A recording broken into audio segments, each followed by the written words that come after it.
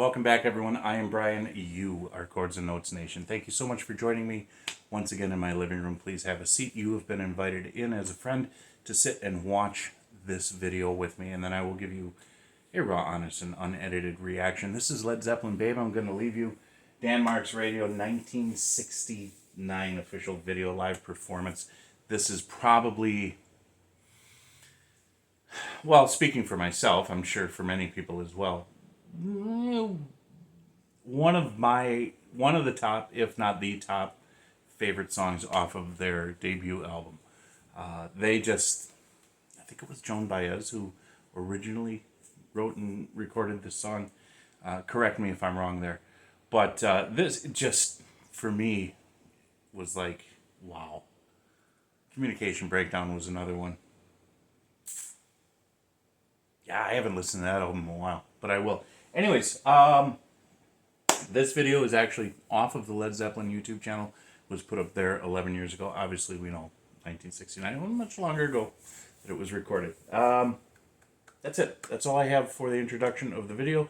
Please consider liking, subscribing, and sharing. That grows the channel. You guys, I have a lot of stuff here you probably like if you're new here. Check out all of my playlists. Check out my description box below. Definitely for ways to support the channel. Super thanks are available. I appreciate that. That's definitely a surefire way for you to get a song reaction request done. There are other ways as well, but please check all of that stuff out. And now let's get going.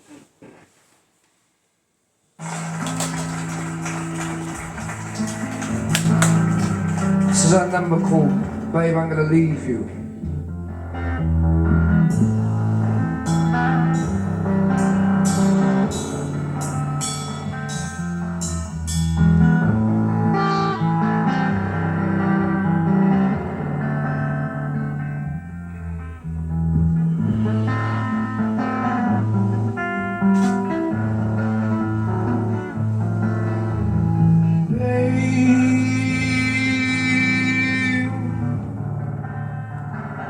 Baby, baby, I'm gonna leave you. They're so young in this one. I said, baby, baby,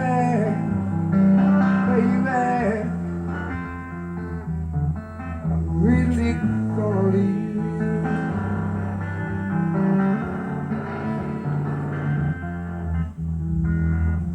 I can hear it calling me. A little change up in the lyrics. Calling me the way it used to do. I can hear it calling me back.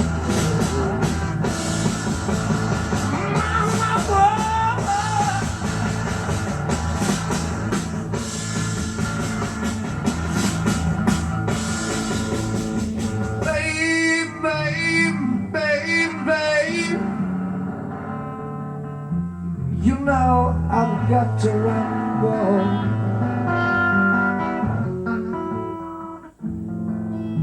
I'm not joking about it, baby.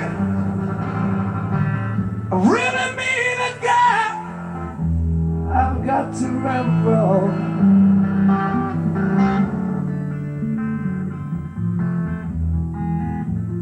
I can hear it calling me.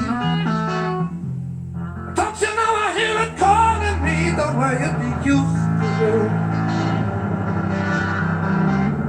Oh, I can hear it calling me back home.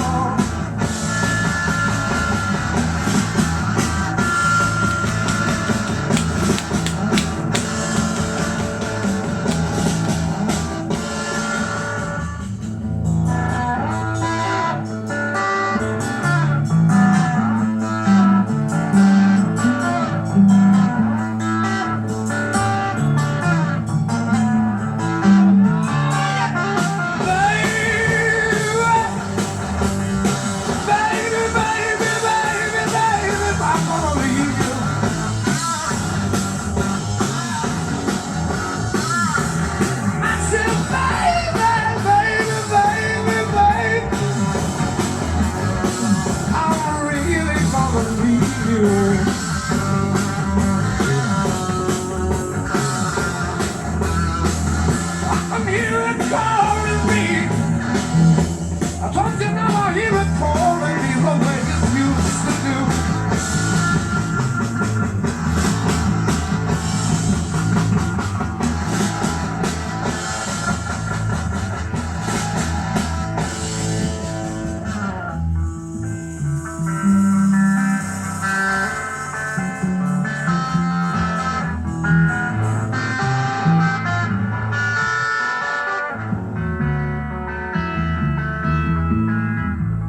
been so long, it's been so long, but I want you to let me, baby.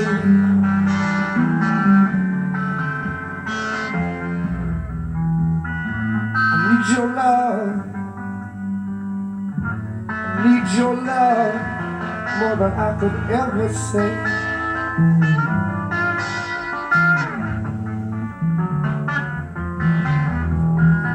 Baby, baby, oh baby, I want your love, I want your love. My mama, I said I'm gonna leave you.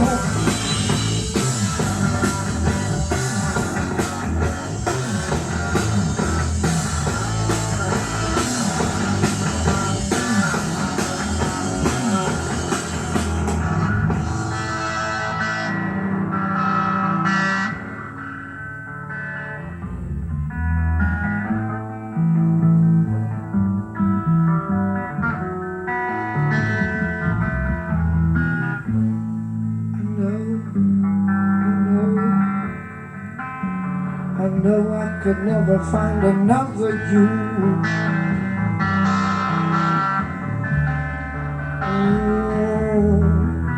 I tried and I tried and I tried, but there's not a single thing that I can do.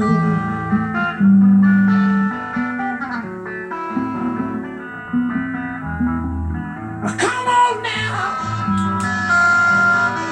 come on now, oh babe, babe, my, baby,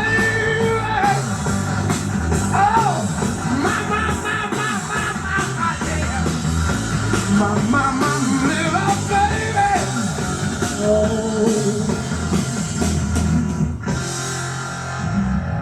that's when it's calling me.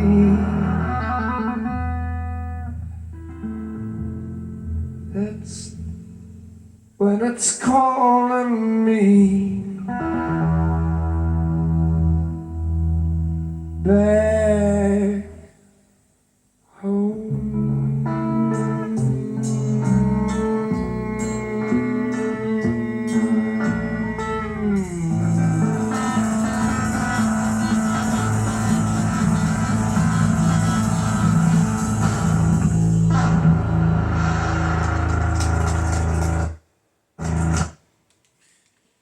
You know, even at such a young age and a raw stage of that band's development, they still had this mojo about them.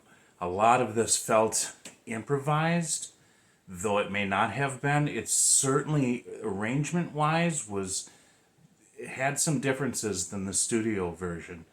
And most definitely the improv, what I call the improv, really came in the form of the lyrics, the vocals. It didn't follow the studio version. But I think what stood out to me most in this one was the bass line, John Paul Jones. I don't know if I've ever listened to a recording of that song where the bass was so prominent that I knew the bass line, note for note.